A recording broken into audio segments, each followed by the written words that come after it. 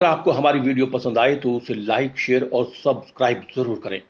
नमस्कार दोस्तों, मैं श्याम वशिष्ठ और आप देख रहे हैं पीआर खोज। किन कारणों से होता है घुटनों में दर्द, जानकारी दे रहे हैं उजाला सिग्नस जेके हिंदू हॉस्पिटल के डॉक्टर गौरव कामरा। पीआर खोज के दर्शकों के लिए चलाई गई है यह मुहिम। दोस्तों, मानव शरीर में पैर जितने ही महत्वपूर्ण हैं उतने ही उनके बीच में बने घुटनों से ही पैरों को मोड़ने की क्षमता मिलती है। इन्हीं घुटनों में कई कारणों से दर्द होने लग जाता है। इसके कई कारण हो सकते हैं। उजाला सिग्नस जेके हिंदू हॉस्पिटल के डॉक्टर गौरव कामरा पीआर खोज द्वारा चलाई गई मुहिम मनुष्य को होने वाली बीमारियां और उनके उपचार के बारे में पीआर खोज के दर्शकों को परामर्श दे रहे हैं। तो आइए दोस्तों, डॉक्टर गौरव कामरा से बात करते हैं, उनसे जानते हैं क्यों होता है घुटनों में दर्द। नमस्कार, मैं हूं डॉक्टर गौरव कामरा। मैं consultant orthopaedic surgeon, arthroscopy and joint replacement surgeon हूं उजाला सिग्नस हॉस्पिटल ग्रुप में। आज हम बात करेंगे जोड़ों के दर्द के बारे में। जी। जोड़ क्या होते हैं? हमारे शरीर में बहुत तरह के जोड़ होते हैं। जो सबसे ज्यादा जिससे लोग परेशान है वो है घुटनों का दर्द से। जी। घुटनों का दर्द अलग अलग बीमारियों से होता है, वो एज पे, उम्र पे डिपेंड करता है। जी। यंग पॉपुलेशन में जैसे कि जो स्पोर्ट्समैन है उनको खेलते वक्त इंजरी हो जाती है तो उसमें मोस्ट कॉमनली लिगामेंट इंजरीज होते हैं। जी। अगर ओल्ड एज हो जाती है तो उसमें घुटने घिसने की वजह से ऑस्टियोआर्थराइटिस डेवलप होती है। जी। सबसे पहले हम घुटने के बारे में समझेंगे, घुटना कैसा होता है हमारा। जी। ये हमारा नी ज्वाइंट है। जी। ये घुटना है हमारा। ये ऊपर की हड्डी है, जांघ की हड्डी जिसको बोलते हैं फीमर। जी। ये टांग की हड्डी है जिसको बोलते हैं टिबिया। जी। जांघ की हड्डी और टांग की हड्डी के बीच में जी जो ये जोड़ है इसको बोलते हैं नी ज्वाइंट। अब जो नी ज्वाइंट है वो सिर्फ हड्डियों से नहीं बनता। नी ज्वाइंट में हड्डियों के अलावा कुछ मांस के फॉर्म में कुछ चीजें होती हैं जिसको हम अलग अलग भाषा में अलग अलग प्रणाली में यूज करते हैं। जैसे ये जो गद्दी होती है जिसको गाड़ी में शॉकर की तरह यूज करते हैं, इसको बोलते हैं मेनिस्कस। और जो रस्सियां होती है घुटने में, इनको बोलते हैं लिगामेंट्स। लिगामेंट्स हड्डी से हड्डी को जोड़ते हैं। लिगामेंट्स का क्या काम है कि पूरे घुटने को एक स्टेबल पोजीशन में बनाए रखना ताकि घुटना आपस में हिले ना। अगर ये लिगामेंट टूट जाता है तो उससे क्या होता है कि ऊपर और नीचे की हड्डियों में आपस में घर्षण होने लगता है, वो आगे पीछे हिलने लग जाती हैं। उसकी वजह से भविष्य में घुटने घिस भी सकते हैं और खराब भी हो सकते हैं। इसलिए लिगामेंट इंजरीज में ट्रीटमेंट बहुत जरूरी है। अब लिगामेंट इंजरी में ऑपरेशन की जरूरत है या नहीं है तो इसका जवाब डिपेंड करता है कि लिगामेंट इंजरी कितनी है। अगर लिगामेंट इंजरी थोड़ी है, पार्शियल टियर है, तो उसको हम फिजियोथेरेपी से, इंट्राआर्टिकुलर इंजेक्शन से और बहुत सी थेरेपीज, प्लाज्मा थेरेपी से ठीक कर सकते हैं। अगर वो कंप्लीट टियर है और तो उसको सर्जरी की जरूरत है ताकि भविष्य में ऑस्टियोआर्थराइटिस डेवलप ना हो। इसी तरह मेनिस्कस होते हैं, गद्दी होती है, शॉकर होती है। अगर ये फट जाए तो ऑस्टियोआर्थराइटिस डेवलप हो सकता है, तो इनकी भी रिपेयर टाइम से जरूरी होती है। अब ये बीमारियां अक्सर स्पोर्ट्समैन में होती हैं। अगर आपकी उम्र ज्यादा है, आप 60 प्लस हैं, तो आपका क्या होता है कि जैसे गाड़ी के इंजन में लुब्रिकेंट होता है, इंजन ऑयल होता है, वैसे घुटनों में हमारे साइनोवियल फ्लूइड होता है। जी। साइनोवियल फ्लूइड का क्या काम होता है? ये ऊपर और नीचे वाली हड्डी को आपस में घर्षण से बचाता है, लुब्रिकेंट की तरह काम करता है। साइनोवियल फ्लूइड की कमी से फ्यूचर में अगर हड्डियां घिसने लग जाए तो डीजेनरेटिव चेंजेस स्टार्ट हो जाते हैं। डीजेनरेटिव चेंजेस में मेनिस्कस, जो गद्दियां ये फटने लग जाती हैं। ये मेनिस्कस के साथ साथ जो हड्डी के ऊपर नीले रंग की परत है इसको कार्टिलेज बोलते हैं। जी। ये नीले रंग की परत, इसको कार्टिलेज बोलते हैं। जी।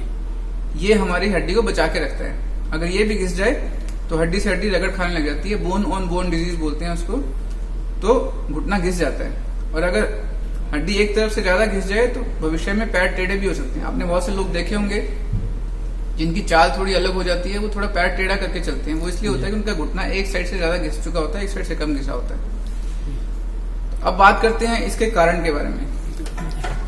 ऑस्टियोआर्थराइटिस क्यों होता है? सबसे पहले तो ये डीजेनरेटिव डिजीज है, एज रिलेटेड है, बट सब लोगों को तो नहीं होता है। 60 प्लस जितने भी लोग हैं सबको तो घुटने खराब नहीं होते हैं। कईयों के होते हैं, कईयों के नहीं होते हैं। तो उसके लिए हम क्या कर सकते हैं? ऑस्टियोआर्थराइटिस को प्रिवेंट करने के लिए हमें सबसे जरूरी है कि हम मांसपेशियों को अपना स्वस्थ रखें। मांसपेशियों को स्वस्थ रखने के लिए एक्सरसाइज की जरूरत होती है। ये जो मांसपेशियां होती हैं इनका काम होता है ज्वाइंट को बना के रखना। यह है क्वाड्रिसेप्स मसल और ये है पेडलर टेंडन।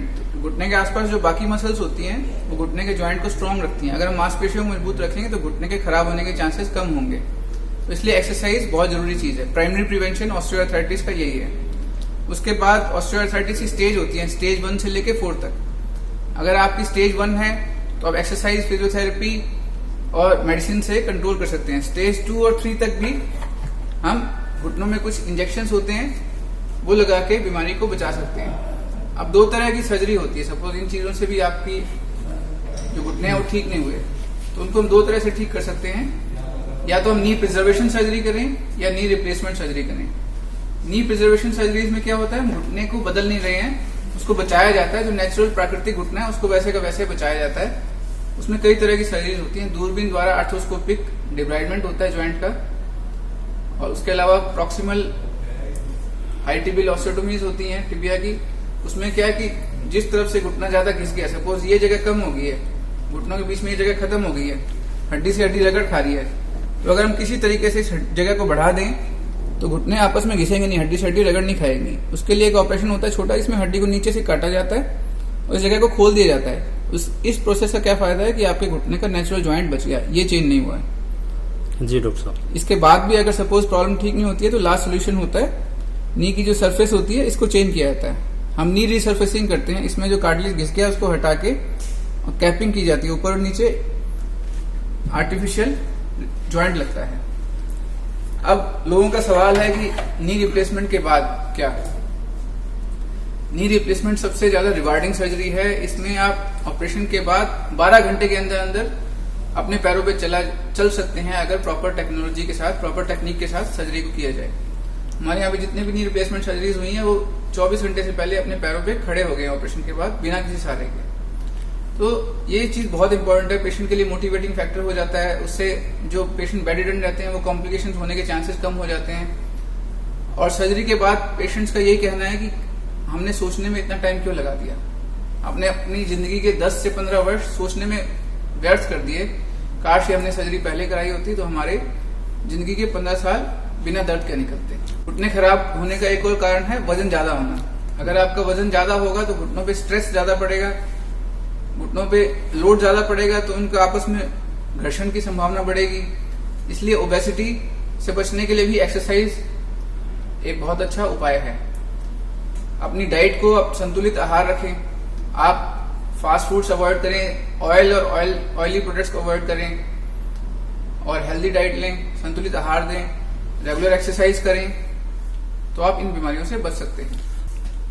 अक्सर ये देखा गया है कि ज्यादातर लोगों के घुटने 60 साल की उम्र के बाद खराब होते हैं, लेकिन आजकल लोगों का लाइफस्टाइल इतना बदल गया है, लोग एक्सरसाइज पे ध्यान नहीं दे रहे हैं। तो हमें 30 साल की उम्र में भी ऐसे पेशेंट देखे जिनके घुटने बिल्कुल खत्म हो चुके हैं, उनमें भी ऑपरेशन की जरूरत पड़ गई है।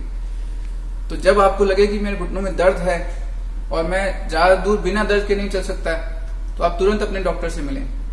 इसमें उम्र का वेट ना करें कि आप सोचिए आप 50 साल के तो आप ये सोचेंगे मैं 60 का हूंगा तभी डॉक्टर के पास जाऊंगा, तो ये ठीक नहीं है। आपको अपने लक्षण देखने हैं। अगर आपको दर्द है, आपको चलने में दिक्कत हो रही है, पांव आपको लग रहा है आपके टेढ़े हो रहे हैं और मांसपेशियों में खिंचाव ज्यादा बढ़ रहा है, तो आप तुरंत डॉक्टर से मिलें। एक स्टैंडिंग एक्सरे के द्वारा उस बीमारी को 1 मिनट में पकड़ा जा सकता है। अब जैसे हमने बात की कि ओल्ड एज में ऑस्टियोआर्थराइटिस की बीमारी कॉमन है, वैसे यंग एज में घुटनों की कौन सी बीमारी कॉमन है।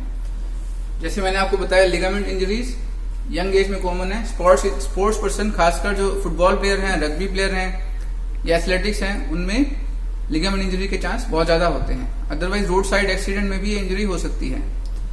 पहले की जो टेक्नोलॉजी थी और अब में बहुत ज्यादा फर्क आ गया है। अभी दूरबीन के द्वारा इस लिगामेंट को बनाया जा सकता है, पूरा प्राकृतिक तरीके से बनाया जाता है, बहुत ही कम चीरफाड़ के द्वारा। तो इसके लिए आर्थ्रोस्कोप नाम का यंत्र यूज होता है और सिर्फ 4 mm का चीरा लगता है आपकी स्किन में 2 जगह पे, और एक ग्राफ्ट लेने के लिए एक और चीरा लगता है जहां से आपके लिए जो लिगामेंट बनाया जाएगा उसकी रस्सी ली जाती है। इसमें भी ऑपरेशन के बाद ही नेक्स्ट डे पेशेंट खड़ा होकर चल सकता है अपने पैरों पे। और ऑपरेशन के बाद एक्सरसाइज का बहुत ज्यादा रोल है इसमें। ऑपरेशन के बाद अगर रेगुलर एक्सरसाइज प्रॉपर तरीके से की जाए तो 6 महीने के अंदर लोग ओलंपिक्स में भी जा सकते हैं खेलने के लिए वापस। पीआर खोज के लिए रणबीर रोहिला के साथ श्याम वशिष्ठ।